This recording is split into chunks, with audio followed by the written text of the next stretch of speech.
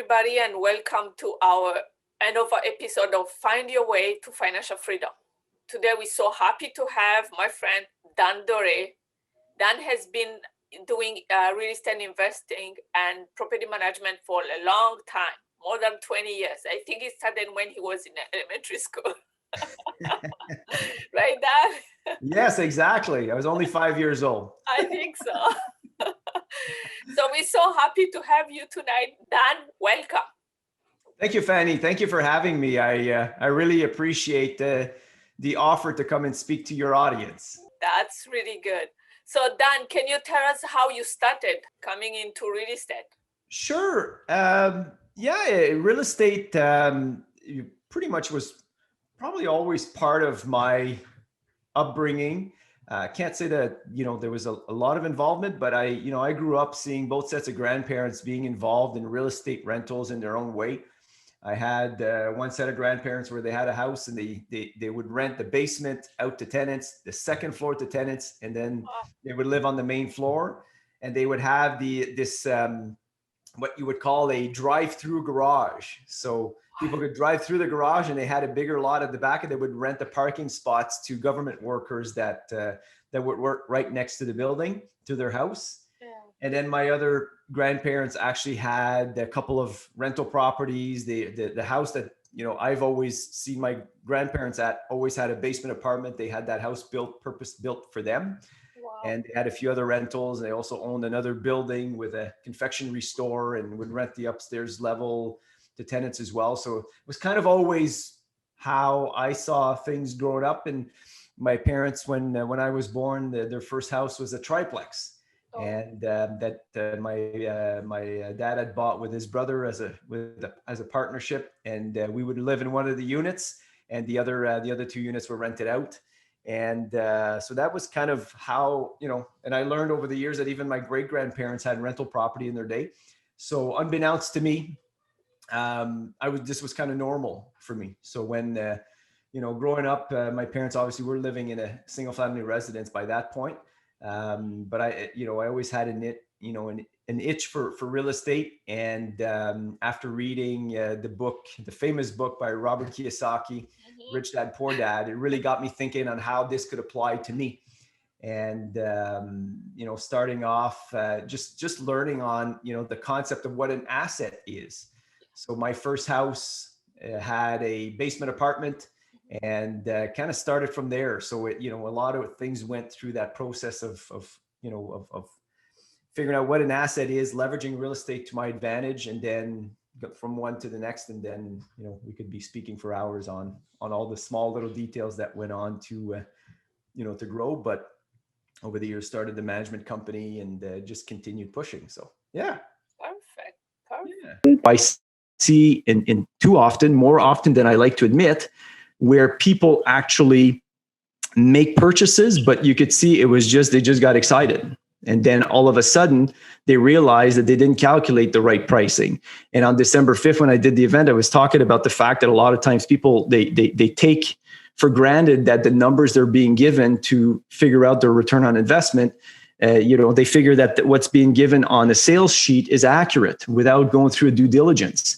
So it's a common mistake that we see people make, where they just get excited, don't go through the due diligence, and next thing you know, they find themselves with a rental property, and then they're negatively cash flowing, or they didn't calculate that. I was just doing one the other day where somebody's going through a whole income statement on a multiplex. It's a 40 plus unit. And as we're going through it, they're looking at their cap rates and return on investments. And I'm like, well, there's a parking lot here. There's no allocation for snow plowing. What about salting? And who does, the garbage upkeep, and who's doing this and who's doing that? And well, maybe the owner was doing it when they owned it, but you as an investor, there's costs involved, right? So you got to make sure that all those costs are there so it makes sense. So usually, making sure you keep your emotions in check are usually crucial. And the other thing I usually recommend as well is start small, right?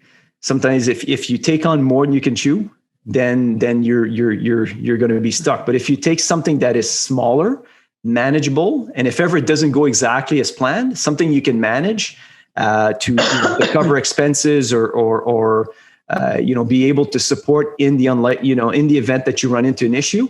That's a lot more favorable than having to exit very quickly because you can't meet the obligations.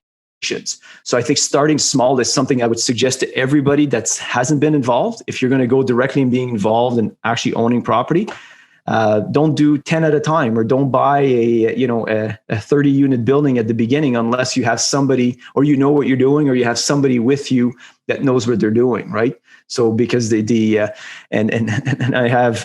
I've stories, that we can go into detail depending on the people here if they want to go through it.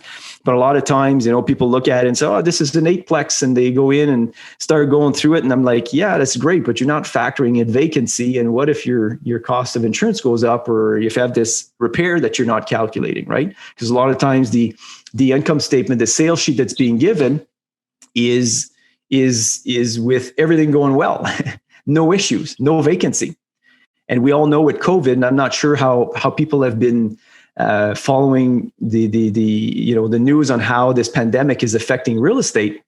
But in Ottawa, the downtown core, like many of Toronto and all that, the core centers where you had a lot of employment, where people are working from home, now we're seeing the vacancy follow.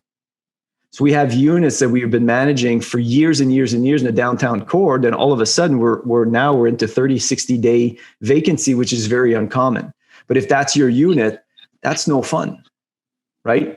So it's things like that are very important. And not to scare anybody away, but on Wednesday last week we had a sheriff eviction on one of my units, and the tenant hadn't paid in 10 months, right?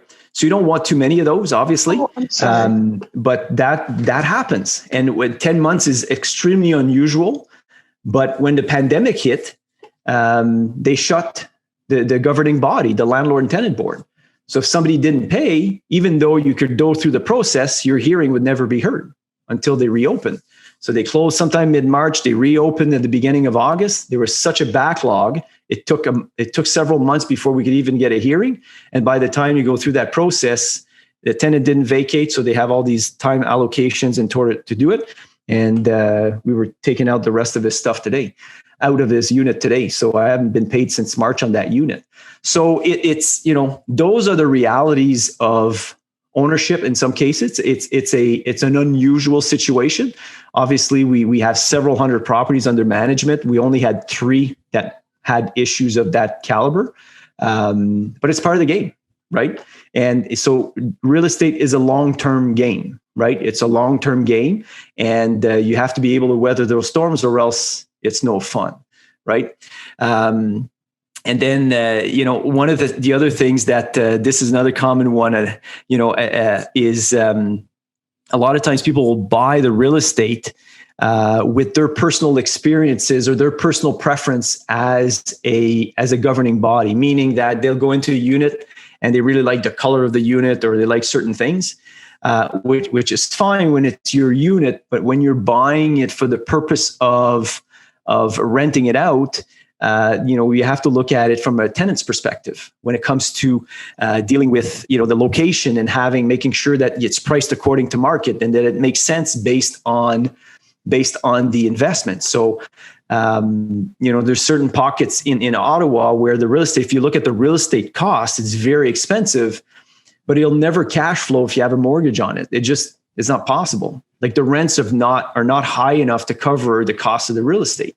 So if you're buying a piece of land or a piece of property, and because you find it really, really nice, but it doesn't cash flow, then you got to reevaluate what was your objective to start with, right? So we see it unfortunately often. So you got to be careful for people. You want to make sure that the investment makes sense. And in generally speaking, in my world, we're looking for cash flow, right? So we're looking for something that cash flows. If it doesn't cash flow, it could be really, really nice, but if it doesn't cash flow, we would typically pass. And I suspect, Fanny, you probably have a lot of that same mindset that I have, right? So when you're investing in real estate, it really is about cash flow, and that's how you help with finding your financial freedom, right? Yeah. It's just a matter of trying to figure that out.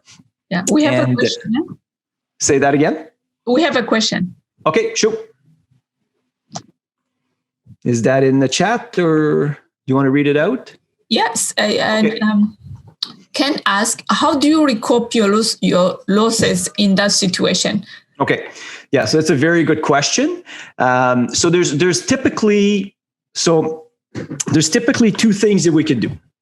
So right now I have an order from the court system, from the landlord tenant board, to basically essentially to get permit for eviction and an order to collect the funds. But here's the issue.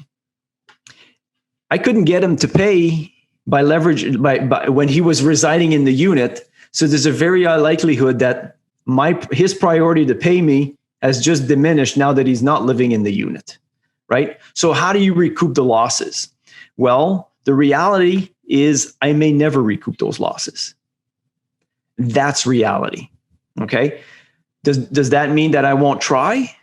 Absolutely not. I will do everything in my power. So there's generally two things that we can do. One is, is what we've already done, where we obtain an order to collect. And obviously we haven't been successful in paying, but at least we got the unit back. The other one is so there's two ways. So we can hire a lawyer to go after him, try to garnish his wages or anything of that caliber in order to do so. Generally speaking, I have to be pretty confident that he has a job, but my understanding is he doesn't have a job. He lost his job during the COVID. So even though I go for wage garnishment, there's a very high likelihood it's going to cost me more money in legal fees than what I'll ever recoup. So I always have to gauge which way I want to go. Do I want to invest more money trying to recoup this money? If I'm going to invest money, it's because I'm pretty sure I'm going to collect it. In this case here, I'm not sure I'm going to get it. So I'm not sure that I want to spend more money to recoup money that I don't think I'm going to recoup. So usually a file of this caliber will go to a collection agency, and the collection agency will use the tools that are available in the province to try to recapture. The nice thing about a collection agency, or the consolation prize, is I have no additional fees to do so. So I pass along to collection agency, and they keep a percentage of whatever they collect. And that usually is the option we will use in a situation like this. And because if not, there's a very high likelihood I'm just going to be spending money and not being paid. And to put perspective, like this tenant was in this unit for 4 years and we never had issues before. So it was an unusual situation to be in, because we go through a pretty strict vetting process. But COVID happened and some people got affected more than others. The unfortunate part with this one here is we don't know exactly what the issue is, because he wouldn't communicate with us completely, which makes it tougher. Because owning rental property, the last thing I want to do, I don't want to evict people, just evict people. I don't want to do that. We want to prolong the tenancy, but you need to pay in order to stay, right? So to answer your question, Ken, there's a very high likelihood that this file will not go to a lawyer. There won't be any more money invested to try to collect the funds, but we will send it to collection agency. The order will be registered on their credit bureau, meaning that if somebody pulls their credit bureau, they'll be able to see that there's an order for payment that was given to us by the board. And if we succeed in getting any money with that, we will treat it as a bonus. So, yeah. So Tim Wong, do you use LCB to vet and report tenants? So what is LCB? Landlord, what is it? Landlord Credit Bureau? Is that? I'm not sure. Landlord Credit Bureau. Yeah. We use the system that we use is I believe is through Equifax, through a provider in our area. And it is one of the steps to vet the tenants, yes. And then we absolutely do report if a tenant becomes in arrears, for sure. There's no doubt. And to put perspective on this one, like I said, he was there for 4 years. So it was an unusual event to happen. So this is I don't recall. I've been in this business for over 10 years. I've never had a tenant go that long without paying. But again, there's nothing we can do with the board because the board had closed. So our means to deal with the issue was completely shut down. So, yep. So, Loda, could you share with us how you analyze a property? Do you have a minimum ROI that you aim for? So, Ricardo, that's a great question. How do I analyze a property? There's multiple facets we use. Obviously, one of them is the return on investment. But in many cases, it's a matter of trying to figure out if we can add value to the property. So, for example, if we buy something at market today and there's a cap rate of 5 or 6 or whichever, usually it's not something that we entertain on its own. Usually we're looking for something where we feel that we could do something, with the property that will allow us to provide a much higher cap rate as we go in. So sometimes it means you're buying something with a bit of problems and you're able to either renovate it or have something happen with the tenancy or the building to try to increase revenue or manage it differently. But there's no, obviously a minimum ROI, it could be 6, 7, 10%, depends on what it is. But I think we go further into that than just looking at the ROI. Right? It's a matter of trying to figure out if we can provide value by doing something different that's been done in that unit before. So I don't know if that answers your question, but I'm answering it in a general term. But it really, like every deal that comes to the table, we entertain, and we look to see if is there something we could do with this that could make it worth more than what it is, where we could do something and then refinance and recoup all our money out and just keep the asset going. So yeah. No, thanks, Ricardo. Yeah. Okay, so I don't think we missed any. No, we didn't. Okay, good. Okay. Yeah. So to come back to, experience and the mistakes, I think a lot of it boils back down to knowing your numbers, right? When you buy property or you're exploring property, the common thing that we see in it, and I can appreciate the fact that it's tough in many cases, because a lot of times people look at a property and say, okay, I checked this property and I see on Kijiji, everybody has it advertised at X amount of dollars. And that's perfect. That's one way of doing it. But I always say, it's a matter of making sure if somebody can put whatever they want on Kijiji or other free websites. They can put whatever price they want. What's important is what it actually rents for, right? So I can put a unit that's worth $1,500 and I can advertise it for $2,500 on Kijiji, but doesn't necessarily mean that that's what it's worth, right? And if somebody gives you a sales sheet and they put X amount of dollars, say for insurance or water usage, or in some cases I've seen where they're not showing the common area utilities, or there's something there that doesn't jive. So I'm pretty used to going through that process of making sure that we know where those numbers are coming from, and we could usually flag it against the other quotes we have on other buildings to see if we're pretty much in line. Because when you see a property where, say, they have something on their income statement that shows, it's on a sales sheet typically that shows that the insurance is, say, $2,000, but we have similar buildings and they're about $4,000 or $5,000, then either it's underinsured, it's not insured for its actual value, excuse me, or the amount is incorrect. But that changes the game when you go through that process. So going through your numbers and really knowing what those numbers are and having some type of confidence that those are accurate, I think is one of the probably the toughest things to do until you actually get some experience and then get the ball rolling. So, and then I think Fanny, you had suggested what does financial freedom mean to me was one of the questions that you had sent. So. And I think financial freedom is a personal thing. But for me, financial freedom is really about being able to wake up in the morning and do what I like to do, right? Not obligated to do anything. I don't have to do it. I do it because I love it. And real estate is a passion for me. Property management, real estate, investing, talking to people about real estate to me is a true passion. So I would tend to say that I'm living it. Does it mean it's all rose glass and no problems? Absolutely not. I deal with problems every day. It's part of the deal of owning property and running a company and dealing with people, but I wouldn't want it any other way. Right. So, having financial freedom to be able to do what you like, I think for me is just being able, just what do I want to do? I'm not forced to do anything. Right. So it's in real estate, fortunately for me, provided that, probably about 10 years ago.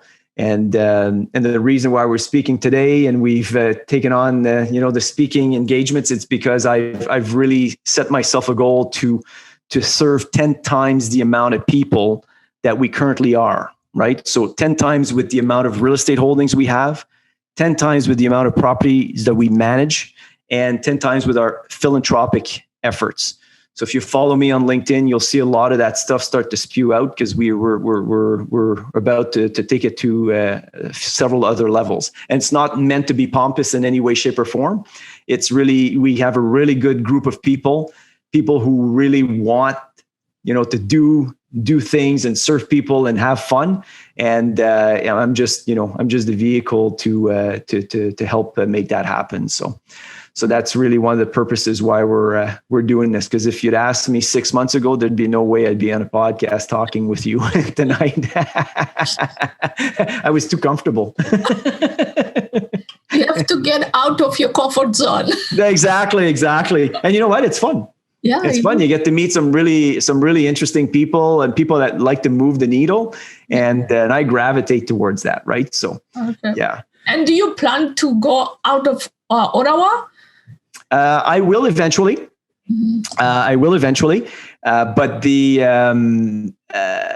right now I feel we haven't scratched the surface. Even though we're doing well and we're probably one of the top management companies here, I feel we haven't scratched the surface. There's so much more we can do in this market. And so we'll try to see where we can take it before starting to go, in other markets. And I mean, if anybody is aware of property management, I think I saw somebody up that actually just mentioned they were a manager, or I think in the chat earlier. A lot of the keys to doing that is trying to get all of your portfolio in an area that's, that you can service, fairly easily. Because when you start going out of province in different areas, it's tough as a company to have, boots on the ground everywhere. So you're leveraging off against others, but that'll come. It'll come for sure. So I see a question here from Dina. What questions should ask a property management company if I'm looking for one? That's a good question. I listen. The common questions, obviously, is I think with some of the biggest things for me, anyways, is you want to see, are they? Because you can be a property manager and do this part time, right? So I always try to make sure that this is the game they play. They don't do this part time. And you have some, and no disrespect to realtors, but a lot of time realtors will do it, but that's not what they do. They want your business to sell your unit, right? So I think it's a matter of trying, are they in full time? Are they committed, right? And what types of properties do they manage? Because in property management, you could be managing condo management, which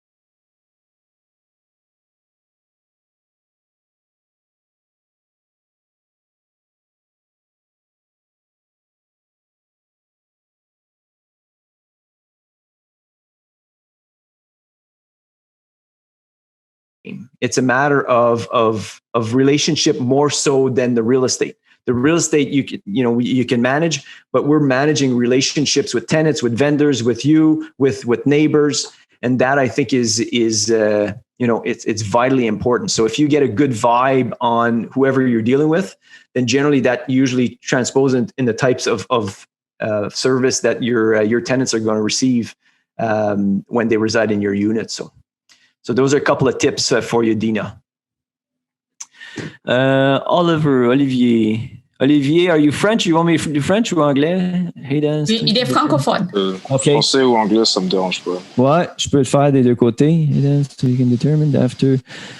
So how can you determine the after repair value of a property if you do not have the comparables? Well, comparables generally are a big factor in trying to determine the value. But I agree with you. Like for the longest time, I had rental properties in a certain area where there was no comparables. So it was very difficult. It was very difficult to obtain comparables. But generally you'll have to find an appraiser that can be creative and find other markets that he could use to compare your units.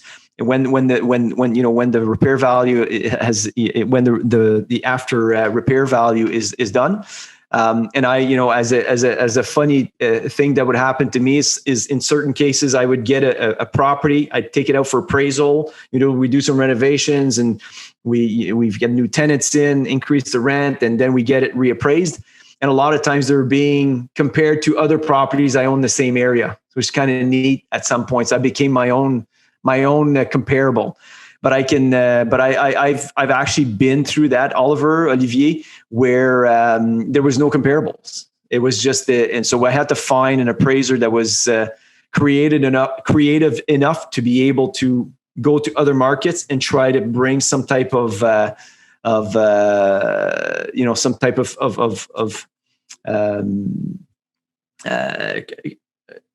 similarities so that they can come out and provide some values. But I depending on what you're trying to do, I can see that I've actually had issues with that. So yeah. And then Henry Lou, now's a seller's market. You still see cash flow properties to buy. Absolutely is a seller's market. There's no doubt. Do we still see cash flow properties? Yes, we do. We do. But they're tough to find. They're tough to find, and you always have to be looking. You always have to be looking. And a lot of times they're not on the market. They may be, I'm quite fortunate enough where, because I've been in the business for so long, a lot of times the deals get given to me before they hit the market. So we get to evaluate to see if we could do a transaction right before.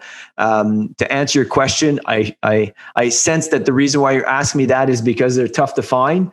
And I feel for you. They are tough to find. But sometimes it's a matter, again, and I would encourage you to look at all of them, because sometimes, there may be. So this is something I suggested to an owner just before the holidays. So he was exploring a multiplex, and he really liked the building, had a lot of upside potential, but because of rent control, the rents were so low that he's kind of stuck. And he says, "What should I do?" Right? I said, well, it depends. It's a personal, it's a personal decision. But I said, have you thought of doing an offer and asking for the whole build? Like, I think it was a duplex or triplex. I said, just ask for all the units to be vacated and see what happens. Right. And so I didn't think I could do that. I said, they can't kick out the tenants just because, but you just never know. Maybe the tenants were going to leave anyways. So you can ask, right? Because the reality is, in many cases, your real estate is completely related. The price is in direct correlation to the return on investment. But if the rents that are attached to the building are very low, then it affects the building's value. But you could always ask, right? And he asked, it didn't work out. But I've done that a few years ago on multiple occasions. And at one point, some of the tenants were going to leave. And they offered an incentive to another tenant, and we got the building empty. We were able to refill it with the new value. So don't be afraid to ask. Worst case scenarios, they'll tell you no, right? So is it still possible to find deals listed on MLS below market value? possible? Yes. Really tough. Because usually once they hit MLS, there's a realtor representing them, and they will have done their research, and they will try to get, I mean, the realtor's role is to try to get as much as possible for the property. So is it possible? Yes. I found deals on MLS sometimes, but sometimes there was, I could see something else that could be done with the building that, wasn't necessarily presented on the offer, or on the listing. And I was able to capitalize, do what I had to do. And 6 months after, then the value was there, and then we were able to make it worthwhile.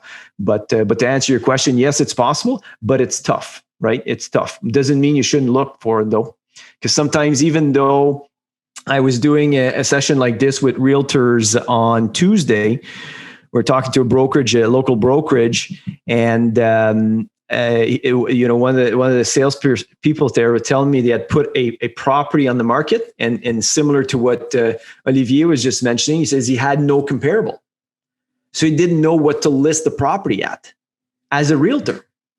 So he's telling the owner, like, I don't even know what to list it at, because there was nothing comparable to his. And from memory, I think he had listed something. He felt that the owner said, well, I want to put $300,000 in my pocket.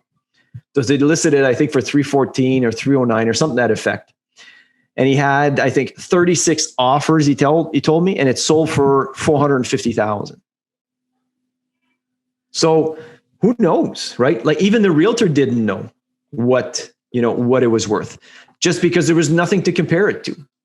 So you just because it's on MLS doesn't necessarily mean, like, obviously this one here, 36 other people thought it was underpriced, or it was really aggressively priced, and it may have worked out, but they're tougher. I mean, I sympathize with that. It's tougher because generally they've gone through that process. So.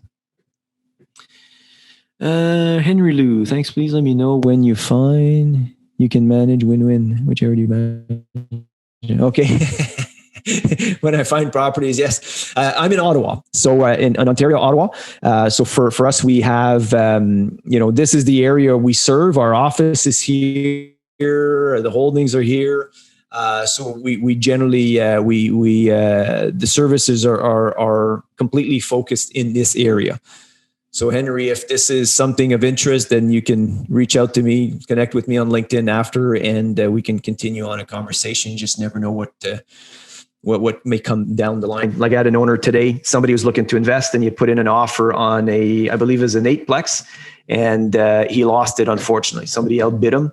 But you just, you have to be in the game, and you have to be quick to go in. And when you find something you're looking for, you have to act. So, okay, Ricardo, Dan, could you give us some tips on how to screen tenants? Yes. So screening tenants obviously is one of the most crucial parts of your real estate experience. And Fanny, I don't know if you recall, but when I talked about that at my at my event, at the event, it was like, if you have the right tenant in your unit, for most people, they tend to think that real estate is great. But if you have somebody that's not so good, then generally they don't tend to like real estate as much. And that's reality. Listen, that's just the way it is. So I would say the first thing that we do, Ricardo, the team, the first thing when somebody explores or is interested in one of our units, there's a candid conversation that happens at the beginning to see if there is even a fit. So we have like, our culture internally is really to try to match the right tenants with the right units. And obviously that means the size, the location, how close do they need to be to their work, the rent, is this within their means? Because sometimes we'll be the first ones to tell them, with this type of income, like, it'd be tough to have anything else. Nothing can go wrong. So when it comes to that, I think there's a bit of education that's happening at the beginning from our part to try to set up our beneficial, right? And so when it comes to screening, obviously that's where the conversation starts, right? So it starts, is my internet okay still? It says, okay. So that's where it's, and then we do the regular checks, right? So it depends, do they own a property? Are they renting? Then obviously if they own, we go one route where we're checking on title to see, if they actually did own, if the application that they're giving us is accurate, if the information that we're given on his application coincides with what's on. If they're a tenant, then obviously we want to talk to the landlord. And perhaps if they haven't been there for long, we want to talk to the landlord before that. And one word of caution, when you call a landlord reference on one of your applicants and they give them glowing reviews, don't stop your screening. Okay. Big tip. They did a study. They did a survey many years ago where they would ask landlords, like anonymously, if you had a really bad tenant in your unit and somebody else called about a reference on them, and you giving them a bad reference meant you had to keep them, or you falsifying your reference and telling them they were a really great tenant and they'd leave, what would you do? 80% of the respondents said they would tell them that they were great. So be careful.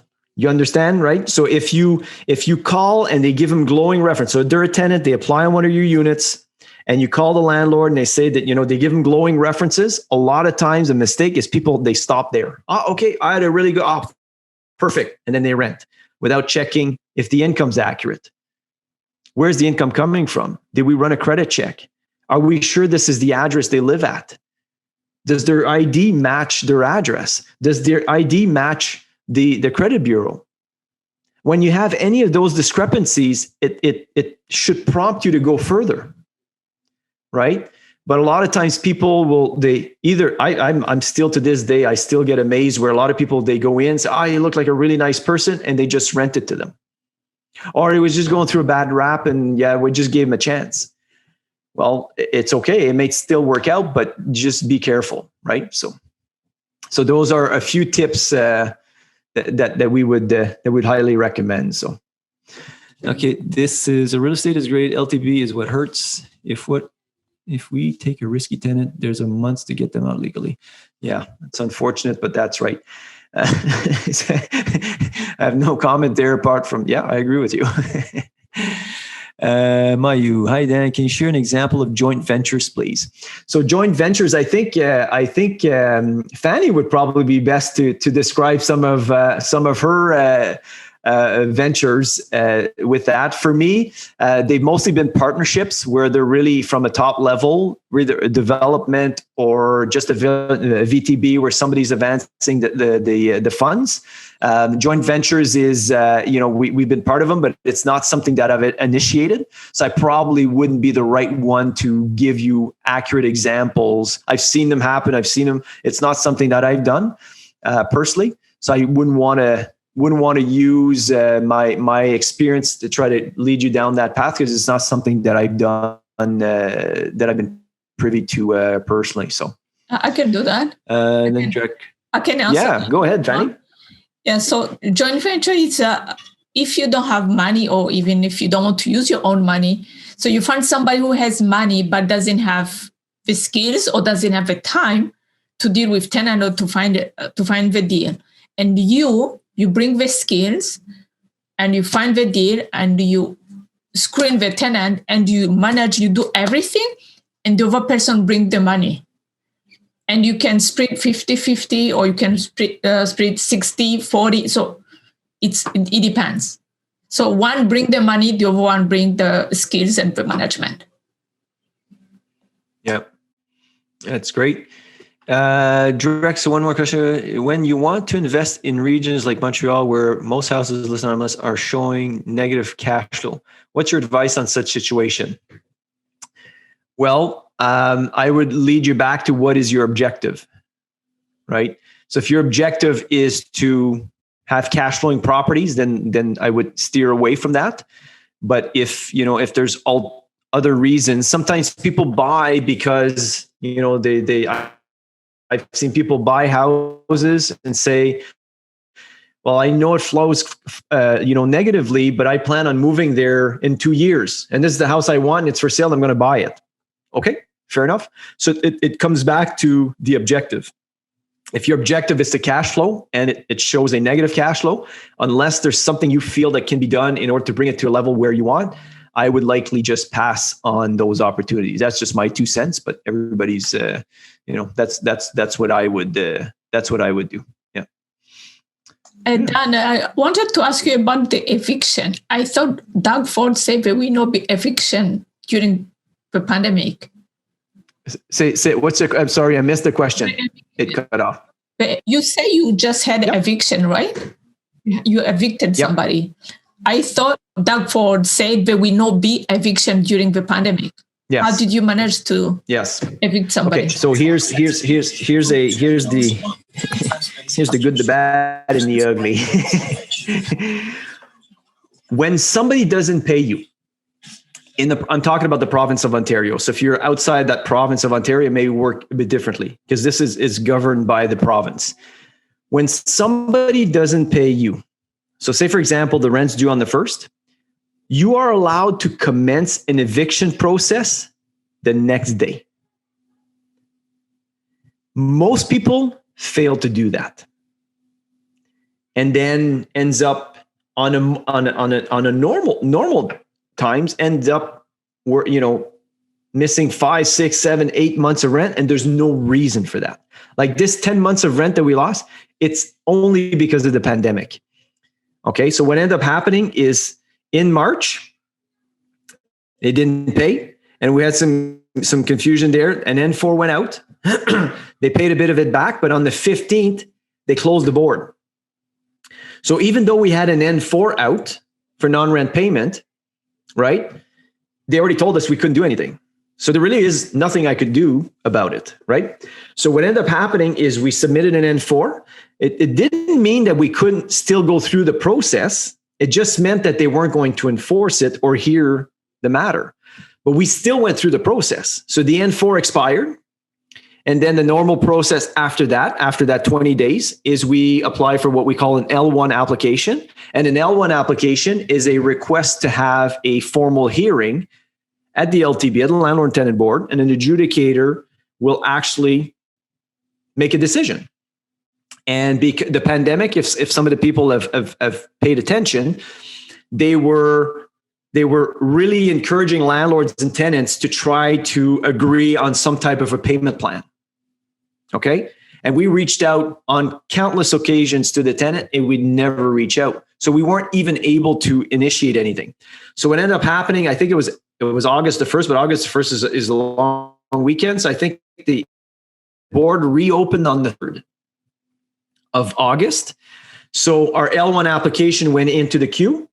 And then I believe it was I may be mistaken, but I believe our hearing took place in November. Okay. So even though the board reopened in August, I believe our hearing was just in November. And the hearing meant, and it was virtual because of the current circumstances. So it was a virtual like this, where they had the adjudicator, the tenant, and ourselves. And then we're trying to figure out a way, because the board's first thing is they're trying to prolong the tenancy. They don't want to kick people out. And to be quite honest, not we, right? But we need to get paid. So what ended up happening is the board actually suggested a payment plan that we agreed to, but the tenant said no, and he suggested another plan, and the board and the tenant could never agree. So they went in for an eviction. So what ends up happening, by the time we got our paperwork, it fell close into the holidays.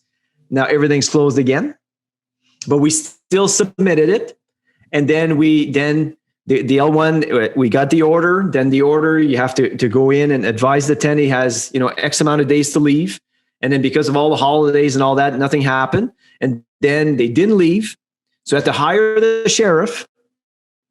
By the time the sheriff goes through that process, he actually had given a specific date for him to vacate. And then they come in with you and they actually physically move him out, and you change that's the case. And then what ended up happening is when they did the eviction, the forceful eviction last week, The sheriff told us, he says, you're the last one on my list. They just cut us out again. They just shut us down again. So we were one eviction for the sheriff away from still having a tenant residing there since March or whatever, April, he hadn't paid. And who knows? Because now they shut us down again. Right. So and listen, and I don't want to, this is reality. Okay. Obviously we're not the only ones that are suffering. If you look at the restaurants, you look at the other industries. So it's not like we're the only ones. But it's an unusual event, right? I've been in real estate for 22 years. I've never seen that happen. It's the first time I go through that. Right. And so it's not meant to scare you away, but it's meant to give you some reality to it, right? That when you invest in real estate, you got to be able to weather the storm. And it is what it is. So, yeah. So I don't know if that gave you some. Yeah, it does. Yeah. And today I was reading, I find it's a joke. Somebody posted that his tenant didn't pay since November. And we're in January, so for 3 months. And now the tenant told him, oh, the laundry machine don't work. Can you please replace it? Yeah. You didn't pay for 3 months, but you expect them to.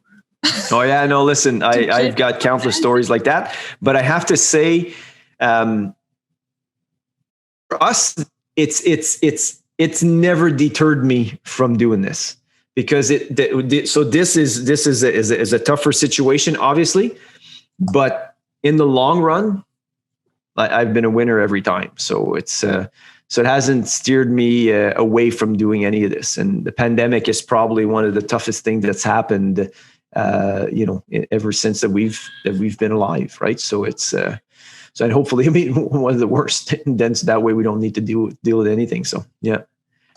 Yeah. Oh, yeah. Yeah. So thank you so much, everybody. Me and Dan has something at 7 too. I see somebody else has something at 7. If you have any question, you can find Dan on LinkedIn.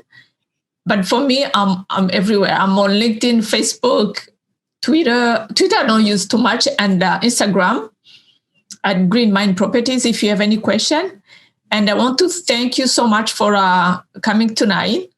We have to run. Thank you so much, Dan. Yes, exactly. Thank you for everybody. And if, like I said, if I can help with anything, if I missed a question or if you have any questions, feel free to reach out. Like I said, I can be found on LinkedIn or you can Google Dore Property Management and, the message will come to me at some point. I would gladly answer any questions. If we can help you out in any way, I'd be really happy to do so. So thank you. And thank you, Fanny, for doing this. This is great. I appreciate being part of it. You're welcome.